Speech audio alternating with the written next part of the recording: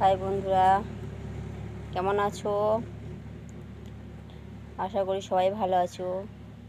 আমি খুব ভালো আছি, তোমাদের আশীর্বাদে, তোমাদের সাপোর্টে খুব ভালো আছি।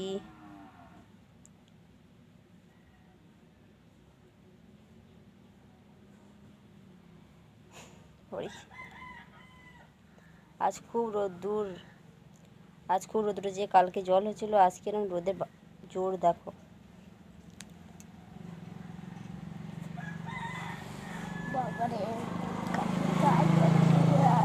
রোদে দেখো, ধান মেলেছি, বসে আছি, ধান দেখছি, ধানা গুলছি। এ দেখো ধান আমাদের মেলা রয়েছে রাস্তায়। এ দেখো ধান মেলেছি, রোদে বসে আছি। তোমরা একটু, তোমাদের কে কে ধানের চাল করো বা ধান মেলো, কমেন্টে জানিও।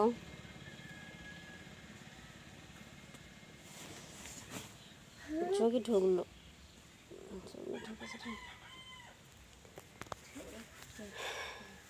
আমি যতবার ব্লগ ভিডিও করবো বন্ধুরা, আমি একটা কথাই বলবো, তোমরা সাপোর্ট করো, পাশে থেকো, আমি তোমাদের পাশে থাকবো। তোমরাও আমাকে কমেন্ট করো কার কার সাপোর্ট লাগবে, আমি সবাইকে সাপোর্ট করব। তোমরা আমাকে সাপোর্ট করো, তোমরা সাপোর্ট করবে তবেই না আমি এগিয়ে যেতে পারবো, বলো। আর একটা কথা কী জানো বন্ধুরা, এই যে ভিডিও করছি, আমাকে অনেকজন অনেক কথা বলছে, আবার অনেকজনে বলছে ওই সব কথায় কান দিলে হবে না, লোকে অনেক কিছু বলবে, তোমাকে চেষ্টা করবে যেন ভিডিও না করতে হয়। বা এখনকার দিনে কী জানো বন্ধুরা, কেউ ভালো কেউ দেখতে পারে না, এটাই হলো মেন কথা। আমার মতে যা বলে, এখনকার দিনে ভালো কেউ কারো দেখতে পারে না। তুমি দেখো বন্ধুরা, তুমি যদি খেতে না পাও, তুমি যদি কষ্ট পাও, সেটা কিন্তু লোকে আনন্দ নেবে, তোমাকে বলতে আসবে না যে নে রে আজকে কষ্ট হচ্ছে, এই পয়সাটা নে, কিংবা এক থালা ভাত নে, খেতে আসবে না। হ্যাঁ, কেউ যদি ময়া দেয়া হয়, সে হয়তো এক থালা ভাত দিতে পারবে, এর বেশি কিন্তু কিছু উপকার করতে পারবে না। যাদের মানে মানে ময়া দয়া আছে আর কি, মায়ার শরীর, দয়ার শরীর, তারাই দেবে কিছু। কিন্তু এখনকার দিনে কেউ কারো না, এটা কিন্তু সত্য কথা। তুমি কষ্ট পাবে, তুমি খেতে পাবে না। আমি দেখেছি বন্ধুরা, অনেকে দেখেছি, মানে আমাদের তো খেটে খাওয়া, আমরা হাই ফাই নয়, আমার যেমন আনে আমরা তেমন সেরকম খাই, আমরা হাই ফাই জায়গাতে যাই না। আর মানুষের এখন একটু টাকা পয়সা হলে তার মানে দিমাগটাই আলাদা হয়ে গেছে, তার মানে একটু মায়া, মানে কি বলবো, মানে বলার মতো আর কিছু নাই। যার একটু টাকা পয়সা হচ্ছে না, সে একটু মানে আলাদা রকম হয়ে গেছে। কিন্তু একটা জিনিস আমি ভাবি জানো তো, সবসময় যে টাকা পয়সা ধন দৌলত যখন তাদের ছিল না, তখন তারা কীরকম মানে লোকের দুয়ারে কাজ করা, লোকের কাছে কাজ চেয়ে নেওয়া, এগুলো করতো। আর এখন তাদের কাজ হয়তো তাদের শিক্ষিত যোগ্যতায় অনেকে কাজ যারা পেয়েছে, তারা এখন কীরকম মানে করে জানো তো, মানে সেই দিনগুলো তারা ভুলে যায়। কিন্তু আমি মানে মন প্রাণ দিয়ে একটা কথাই ভাবি, যে ঠাকুরের আশীর্বাদে এই ইউটিউবের মাধ্যমে যদি কোনো দিন আমি তোমাদের আশীর্বাদে, তোমাদের সাপোর্টে যদি কোনো দিন একদিন বড় হয়, ইনকাম করতে যদি পারি, আমি ভাবি মানুষকে মানুষ বলে গণ্য করবো, ছোট বড় ভাববো না। আর একটা জিনিস কী জানো তো বন্ধুরা, আমাকে বলে নাকি, আমি এই ভিডিওর মাধ্যমে তারাও দেখবে, তারাও জানবে, আমার বলে নাকি আমার বাবারা বড় লোক না, আমার বাবারা ছোটো খাটো মানুষ, দিন আনা দিন খাই, তাদের অভাব অনটন চরম, প্রচুর অভাব। তা বলে নাকি আমি নাকি আমার বাবারা গরিব, আমার বাবারা মানে কি বলবো, আমার বাবারা গরিব, আমার বাবাদের ঘরে একটা ফ্যান নাই, হ্যান ত্যান অনেক কিছু বলেন লোকে।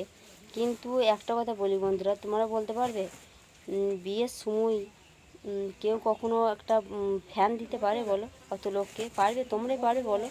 তোমার ঘরে যদি 100টা লোক আসে, 100টা লোককে কি তুমি ফ্যান দিতে পারবে? গরমের দিনে বিয়ে হয়েছিলো, তখন গরমকাল ছিল, তা বলেছিল বাবারে এতটা গরিব, এতটা ফ্যান নাই।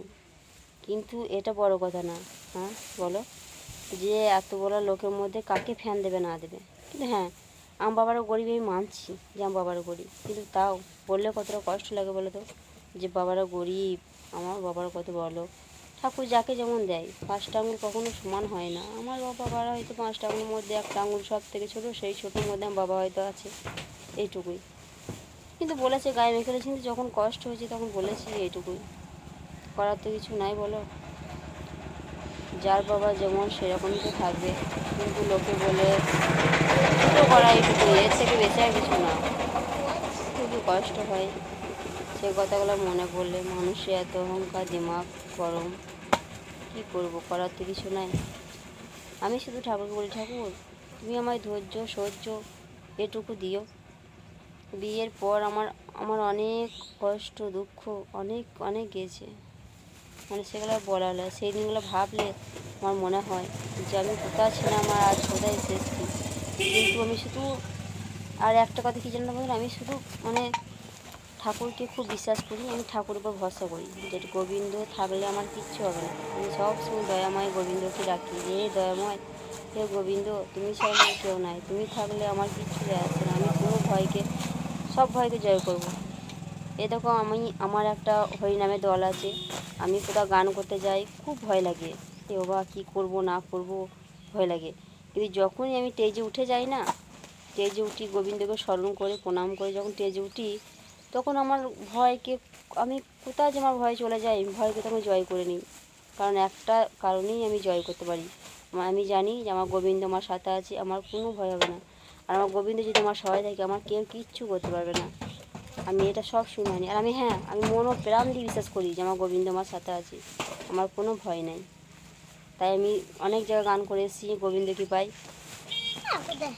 কিন্তু কোনো সময়তে অনেক জায়গা, সব জায়গাতেই ভয় পেয়েছি, বলবো না যে ভালো গান করেছি। আমি আমার নিজের গানটা আমি নিজে প্রশংসা কোনো দিনই করবো না।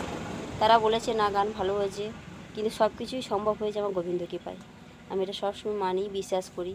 তাই বন্ধুরা বলছি, অনেকজনের ঠাট্টা করে আমাকে এই ভিডিওর মাধ্যমে, যে অনেক কিছু বলে, ভিডিও করি বলে যে হ্যাঁ ইউটিউবার, এই তো সেলিব্রিটি, অনেক কিছু বলে, মানে মানে বলার লয়, অনেক রকম বই, কিন্তু বলুক গো, আমার তাতে কিছু যায় আসে না। তাই বলছি বন্ধুরা, তোমরা সাপোর্ট করো, পাশে থেকো, যেন তাদেরকে আমি দেখিয়ে দিতে পারি যে দেখ তোরা এরকম বলছিস, আমি আজকে হয়েই দেখাইলাম। আমার বন্ধুরা সাপোর্ট আছে, তোরা হয়তো সাপোর্ট করি না ঠিক আছে, কিন্তু আমার বন্ধুরা সাপোর্ট আছে বলে আজ এই জায়গায় এগিয়ে এসেছি। তাই বন্ধুরা বলছি একটু সাপোর্ট করো, পাশে থেকো, আমার ভিডিওগুলো দেখো, শেয়ার করো, বাস আর কিছু বলার নেই। এটাকে আজকের মতন ভিডিও এখানেই শেষ করেছি। ভালো থেকো বন্ধুরা।